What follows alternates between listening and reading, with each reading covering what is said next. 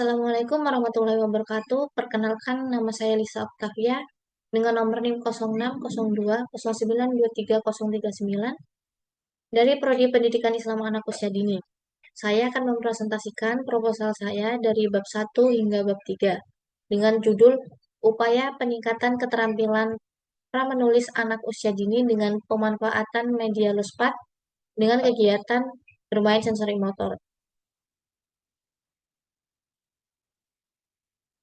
Selanjutnya ada latar belakang. Anak usia dini, usia 0 hingga 6 tahun berada pada masa keemasan atau golden age dengan perkembangan pesat di berbagai aspek.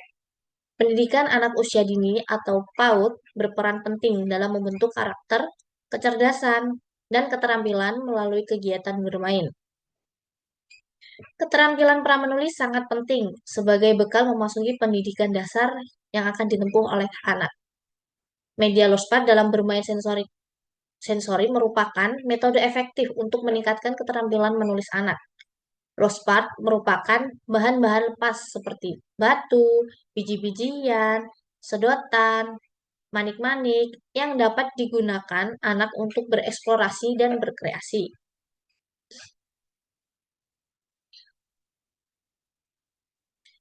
Selanjutnya ada beberapa rumusan masalah. Yang pertama, bagaimana pelaksanaan kegiatan bermain sensori motor dengan menggunakan media lospat di kelompok anak usia dini. Yang kedua, bagaimana keterampilan pramenulis anak usia dini sebelum dan sesudah diterapkannya kegiatan bermain sensori motor dengan media lospat. Yang ketiga, bagaimana upaya guru dalam memanfaatkan media lospat untuk meningkatkan keterampilan pramenulis anak usia dini.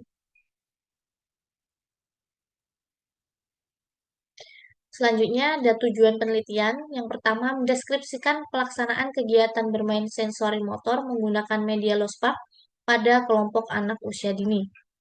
Yang kedua, mengetahui keterampilan pramenulis anak sebelum dan sesudah diterapkannya kegiatan bermain sensori motor dengan media lospat. Yang ketiga, menggambarkan upaya guru dalam memanfaatkan media lospat untuk meningkatkan keterampilan pramenulis anak usia dini. Selanjutnya ada manfaat penelitian. Yang pertama ada manfaat teoritis, yaitu memberikan pengetahuan tambahan tentang peningkatan keterampilan pramenulis dan menjadi rujukan untuk penelitian yang sejenisnya. Selanjutnya yang kedua ada manfaat praktis. Yang pertama manfaat bagi peneliti, yaitu menambah wawasan dan pengalaman. Yang kedua manfaat bagi lembaga PAUD, yaitu sebagai referensi pengembangan pembelajaran selanjutnya. Yang ketiga ada manfaat bagi guru, yaitu sebagai ide dan strategi baru dalam pembelajaran di kelas. Yang keempat ada manfaat bagi anak, yaitu pengalaman belajar yang menyenangkan dan bermakna untuk anak.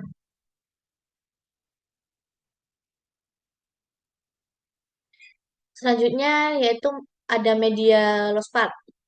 Menurut Syafi'i dan Dianah 2021, media lospat merupakan bahan-bahan lepas yang dapat dipindahkan, digabungkan, dibongkar, dan disusun kembali oleh anak sesuai imajinasi dan kreativitas mereka.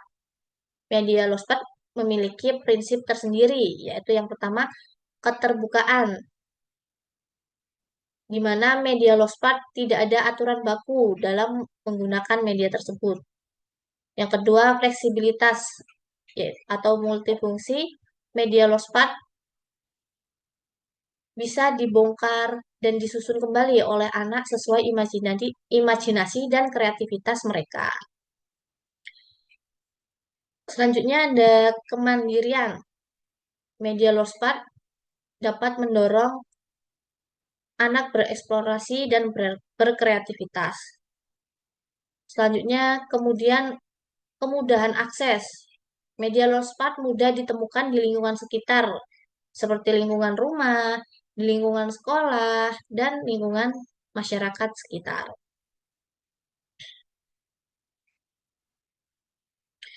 Selanjutnya ada komponen media lospat. Yang pertama ada dari bahan alam, yaitu ada air, ranting, daun, biji-bijian, dan batu kerikil. Selanjutnya ada dari bahan plastik. Ada botol, sedotan, tutup botol, pipa, dan manik-manik. Selanjutnya ada dari bahan kayu, ada balok, papan, dan potongan kayu.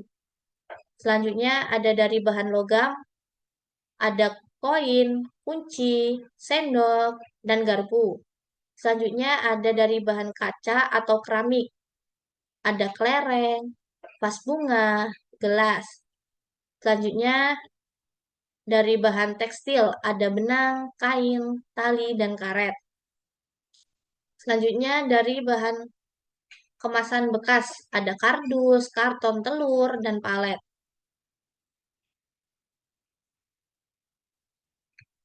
Selanjutnya ada manfaat media lospat. Yang pertama, mendorong kreativitas dan memicu imajinasi anak. Yang kedua, mengembangkan keterampilan komunikasi dan pertukaran ide. Yang ketiga, menyediakan pengalaman belajar yang berharga. Yang keempat, terjangkau dan mudah diperoleh dari lingkungan sekitar. Yang kelima, mengasah kemampuan memecahkan masalah. Yang keenam, meningkatkan konsentrasi.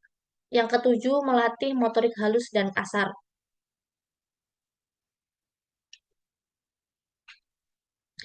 Selanjutnya ada keterampilan pramenulis anak usia dini. Menurut Zahro dan Swargono 2025, pramenulis merupakan keterampilan dasar sebelum anak mampu menulis huruf dan kalimat dengan baik. Keterampilan pramenulis anak usia dini meliputi yang pertama kemampuan motorik halus, pengendalian otot tangan, cara memegang alat tulis, kemampuan membuat pola dan garis, mengenal berbagai simbol, dan mengenali bunyi huruf awal. Selanjutnya bermain sensori motor. Menurut Musyafaah dan Salim 2024, bermain sensori motor merupakan bermain dengan memadukan koordinasi sensori dan motorik seperti fungsi telinga, mata, dan otot-otot. Bermain sensori motor memiliki manfaat, yaitu yang pertama meningkatkan keterampilan motorik halus, yang kedua mengembangkan kemampuan sosial, yang ketiga mendukung perkembangan kognitif dan emosional, yang keempat membantu anak memahami dunia sekitar, yang kelima memperkuat dasar perkembangan untuk masa depan anak. Selanjutnya ada metode penelitian. Metode penelitian yang digunakan yaitu penelitian tindakan kelas atau PTK dengan pendekatan kualitatif deskriptif. Dengan menggunakan model kemis dan McTaggart, yang di dalamnya terdapat yang pertama perencanaan atau planning, yaitu identifikasi masalah dan merancang skenario. Yang kedua ada tindakan atau action, yaitu implementasi rencana yang sudah disusun. Yang ketiga observasi atau observation, yaitu pengumpulan data. Yang keempat refleksi atau reflection, yaitu analisis dan evaluasi. Dengan menggunakan model kemis dan McTaggart, dilakukan minimal 2 siklus dalam penelitiannya.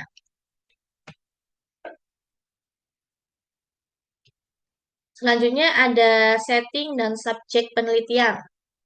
Yang pertama, lokasi penelitian, yaitu di TK Yapita Surabaya di Jalan Keputih, Gang 3, Blok E, nomor 6 Keputih, Kecamatan Sukolilo, Surabaya.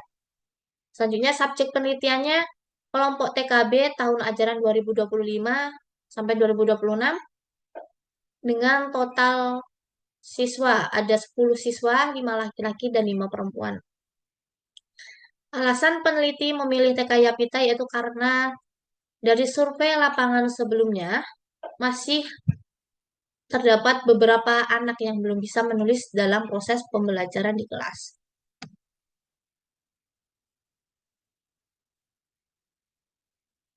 Selanjutnya ada teknik pengumpulan data.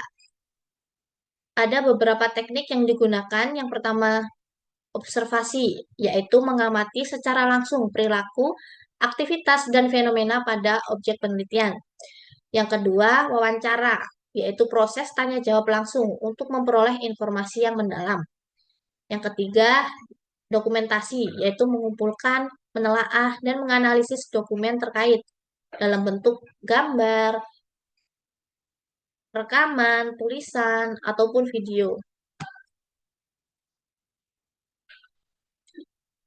Selanjutnya ada variabel penelitian. Yang pertama ada variabel input, yaitu peserta didik kelompok B TK Yapita Surabaya.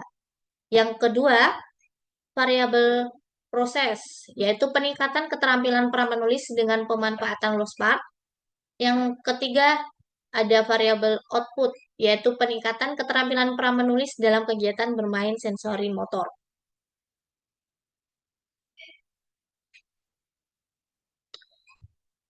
Sekian presentasi dari saya, kurang lebihnya saya mohon maaf. Saya akhiri. Wassalamualaikum warahmatullahi wabarakatuh.